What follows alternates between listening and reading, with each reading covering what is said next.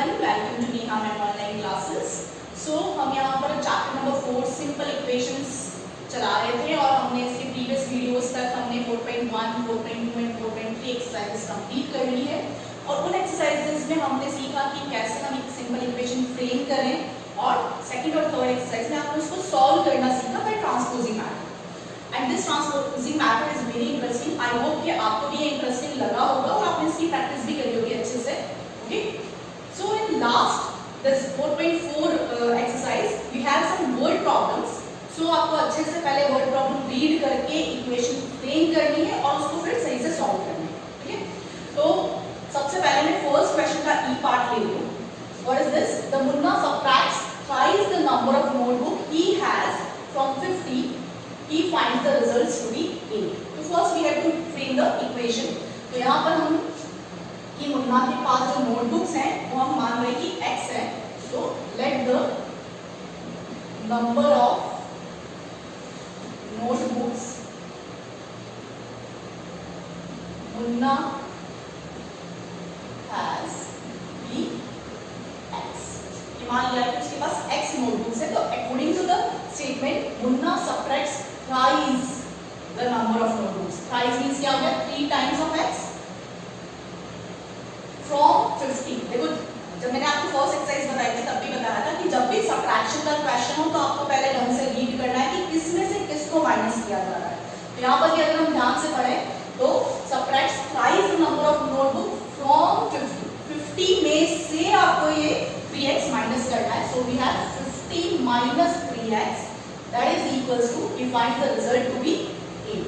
तो रिजल्ट आपके पास क्या आ जाएगा? 8 आ जाएगा. इसके अकॉर्डिंग अगर हम सॉल्व करें तो देखो क्या हुआ. सिंपली सबसे first what is the variable? x is the variable.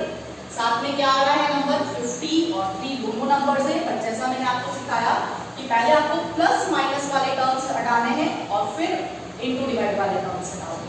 तो यहाँ पर हम देखें कि 50 किसमें है? प्लस में है या माइनस में? नॉर्मली स्टूडेंट इस पीछे वाले माइनस से सोचते हैं कि 50 माइनस में. नहीं, 50 के आगे क्या साइन है वो आपको देखना है. तो 50 के आगे क्या है? प्लस साइन है. तो RHS में जाकर राइट साइड में जाकर ये क्या हो जाएगा? माइनस में हो जाएगा. ओके, सो अगर हम 50 के अलावा सारी नंबर्स लिखें तो देखो क्या होगा यहाँ पर? -3x equals to 8. ये माइनस भी आप अधिकतर छोड़ देते हैं स्टूडेंट्स. ओके, 3x लिखते हैं जबकि ये माइनस भी बचा हुआ. हमने सिर्फ 50 हटाया है. So we have -3x equals to 8 और 50 आपका जब इस साइड पर आएगा तो ये हो जाएगा -50. क्लियर? नाउ 8 - 50 इज क्या हो जाएगा आपके पास? -42, क्योंकि 50 बड़ा है इसलिए 50 का साइन आएगा.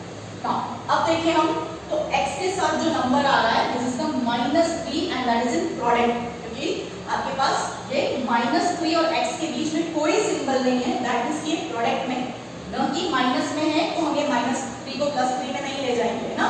ये भी स्टेज थोड़ी इंपॉर्टेंट स्टेप है. अधिकतर स्टूडेंट्स में मिस्टेक करते हैं.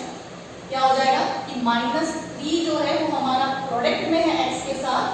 तो ये -3 कहाँ जाएगा आपके पास? डिवाइड में. So you have here it is -42 and divide में आया तो -3. अब माइनस माइनस हम कैंसिल आउट कर सकते हैं and this will be 1 and 4. So this is x equals to 14. That means कि मुन्ना के पास कितनी नोटबुक्स थी? 14 नोटबुक्स आर क्लियर.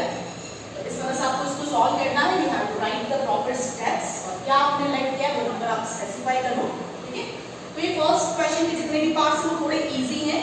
आप खुद ट्राई कीजिए, प्रैक्टिस कीजिए, आपको समझ में आ जाएंगी. Now taking question number second A part. और क्वेश्चन नंबर सेकंड के जितने भी 3 पार्ट्स आपको दिए all the 3 parts are important. Maximum time exam में आपको 4 मार्क्स में डायरेक्ट इक्वेशंस दिए जाते हैं. Okay, so I am just reading this question. Question number 2 A part क्या दिया है?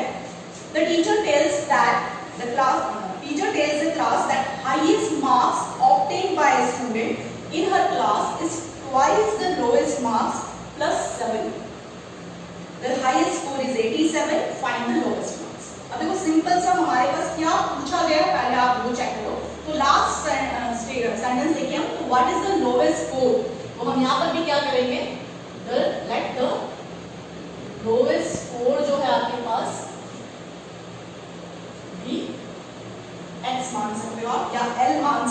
भी आप ले सकते हो, इसमें कोई प्रॉब्लम नहीं है। नाउ अब क्वेश्चन में क्या बोला था कि teacher tells the class that the highest marks, teacher ने क्लास में टेस्ट लिया और हाईएस्ट मार्क्स को कैसे रिलेट किया है, obtained by student in her classes twice the lowest marks plus 7। क्या बोला गया है कि हाईएस्ट मार्क्स जिस भी स्टूडेंट के आए हैं वो कैसे रिलेट किए हैं कि जो लोएस्ट मार्क्स होंगे उसका ट्वाइस और उसमें भी 7 मार्क्स ज्यादा, तो हमारे पास हाईएस्ट मार्क्स आ जाएंगे। सिंपली हम यहाँ देखें तो हमारे पास लोएस्ट मार्क्स क्या थे x, इसका ट्वाइस एंड x का प्लस 7, तो आप हाईएस्ट मार्क्स के इक्वल आ जाएगा आपके पास। तो हमारे पास यहाँ दिया है highest score is 87, so you have this must be equals to 87। आपके पास इक्वेशन बन गई। Now solve this equation. बहुत ही इजी फॉर्म में इक्वेशन चल रही है कि दिस प्लस 7 उधर जाके आपके पास क्या हो जाएगा -7, so you get this 80 and अब 2 अगर हम हटाएं तो प्रोडक्ट में है तो डिवाइड में आ जाएगा आपके पास, you will get this x equals to 40। So lowest marks जो होंगे हमारे पास वो क्या आ जाएंगे 40 मार्क्स। तो सिंपल सी बस आपको इक्वेशन सही से बनानी है। अगर इक्वेशन आपने गलत फ्रेम की है तो आगे का पूरा क्वेश्चन भी क्या होगा आपका गलत हो जाएगा। ठीक है, similarly I am taking this B part और यहाँ पर ये जो ए और बी पार्ट दिए हैं आपको एक्सरसाइज 4.1 में भी ये सेम क्वेश्चंस पूछे गए थे और तब मैंने आपको बोला था कि मैं 4.4 एक्सरसाइज के साथ ये क्वेश्चन दूंगी, ये वही क्वेश्चंस आपके आ रहे हैं। Okay, so in question number 2 B part, this is the important one. क्या बोला है, इन एन आइसोस्केलेस ट्रायंगल, आप जानते हैं आइसोस्केलेस ट्रायंगल के बारे में, क्या होता है isosceles triangle, the triangle having two sides of equal measurement।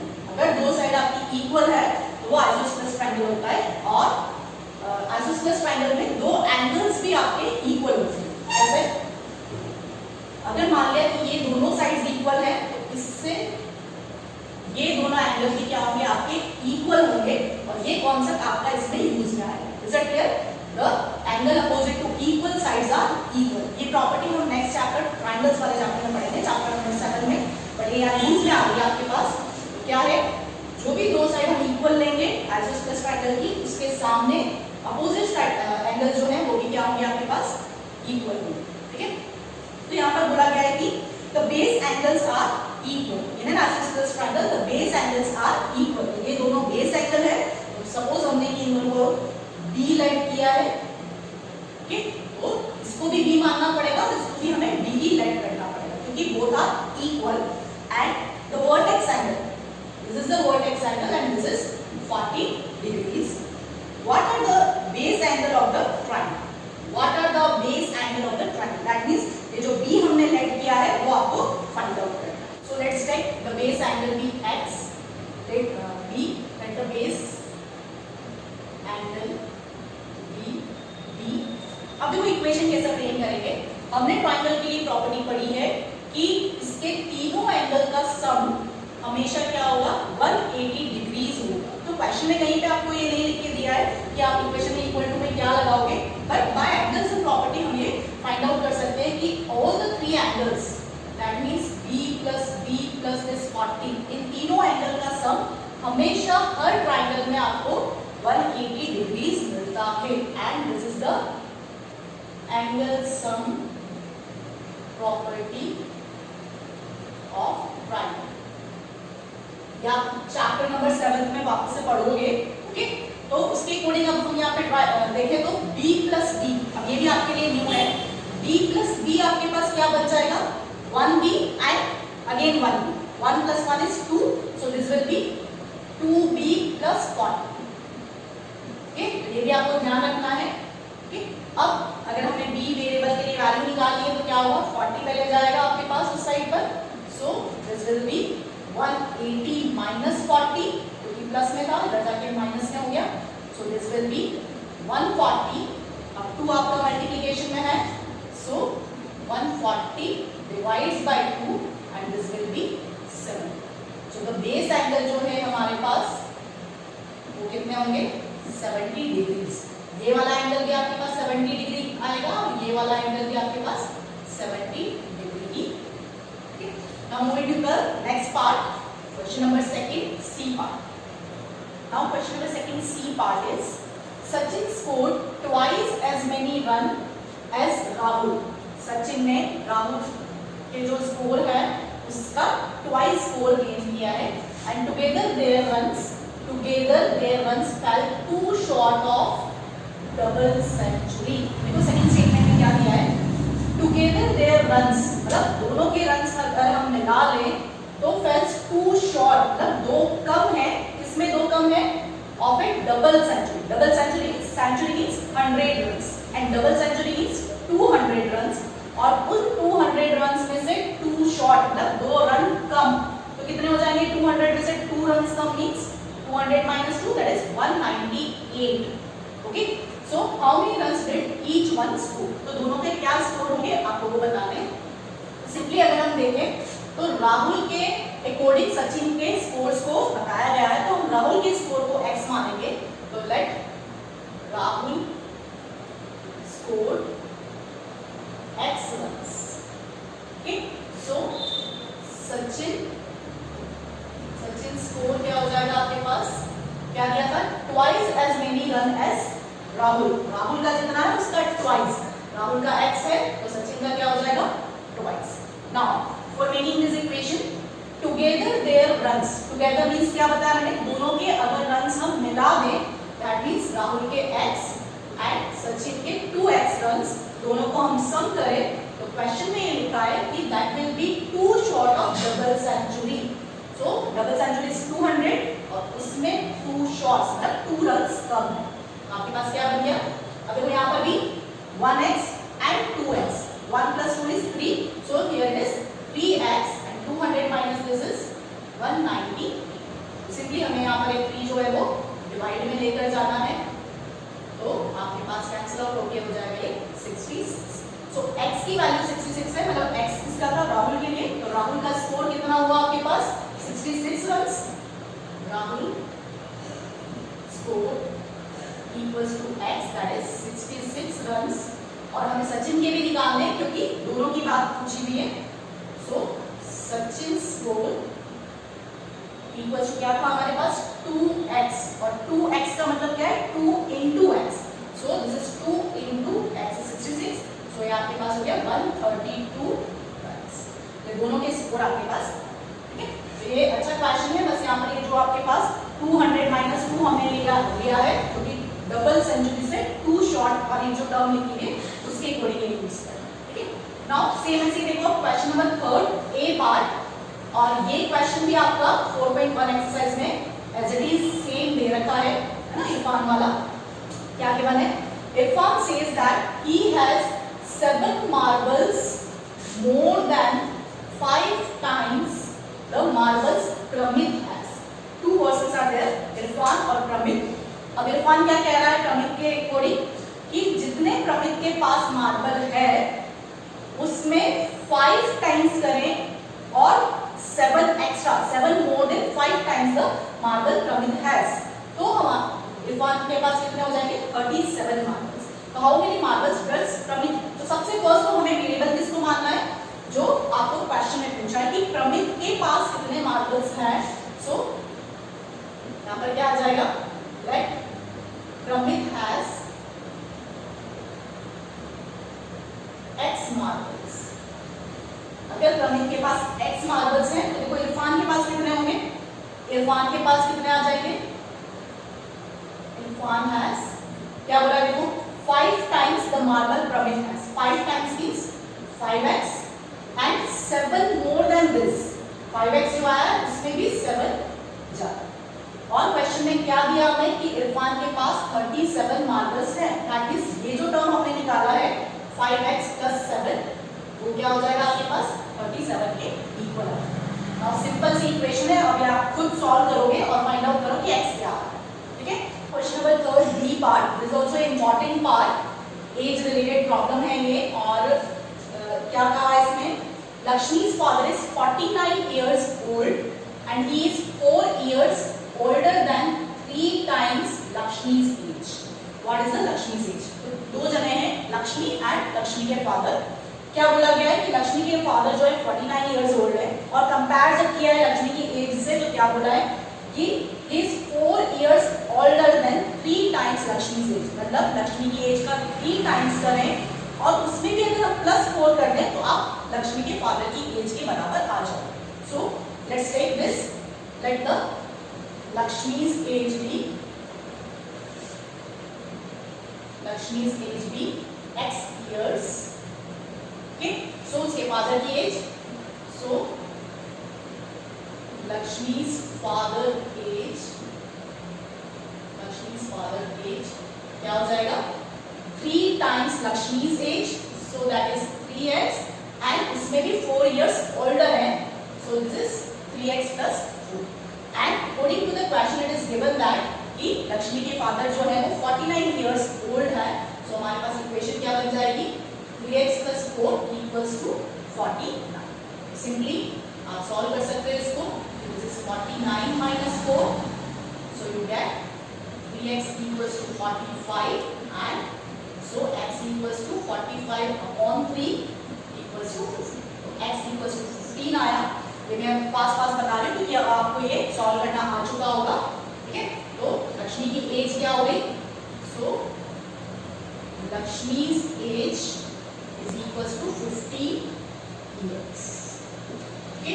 तो ये एज रिलेटेड प्रॉब्लम थी, इंपॉर्टेंट थी। Now moving to the next question, third part, question number third part. Question थोड़ा बड़ा है लेकिन लैंग्वेज जो इक्वेशन बनेगी वो सिंपल सी बनेगी। People of Sundargram planted trees in a village garden, Sundargram एक विलेज है और वहाँ के लोगों ने कुछ प्लांट्स लगाए। Some of the trees were fruit trees, कुछ फ्रूट ट्रीज है, कुछ नॉन फ्रूट ट्रीज लगाए, मतलब जिसमें कुछ फ्रूट उगते हैं वो वाले ट्रीज है और बाकी बिना फ्रूट वाले ट्रीज लगा गए हैं। क्या दिया इसमें, the number of non fruit trees were 2 more than thrice 3 times the number of fruit trees। Number of fruit trees और number of non fruit trees को कंपेयर किया है कि number of non fruit trees जो होंगे वो क्या होंगे 3 times the number of fruit trees और उसमें भी 2 more, okay. and what was the number of fruit trees planted with the number of non fruit trees was 77। Simply अगर हम यहाँ पर let the number of fruit trees जो है fruit trees be x, तो non fruit trees कितने होंगे, so number of non fruit trees are क्या होंगे, देखो क्या बोला है 3 times the number of fruit trees, 3 times that means 3x and 2 more than this, that means 3x plus 2 and question में हमें लास्ट लाइन में ये भी लिख के दिया है कि नॉन फ्रूट ट्रीज जो है वो क्या है 77। So to frame the equation you have 3x plus 2 equals to 77। Simply आप ये खुद सॉल्व करोगे, हो जाएगी आपसे सॉल्व, 2 माइनस में ले जाओ, ये डिवाइड में ले जाओ, you will get the value of x, okay. Now the last question, question number 4, this is a riddle. Riddle मतलब एक पहेली दे रखी है आपको, पहेली पूछते हैं वैसे कि I am a number, tell my identity, कि मैं एक नंबर हूं, मेरे बारे में बताइए।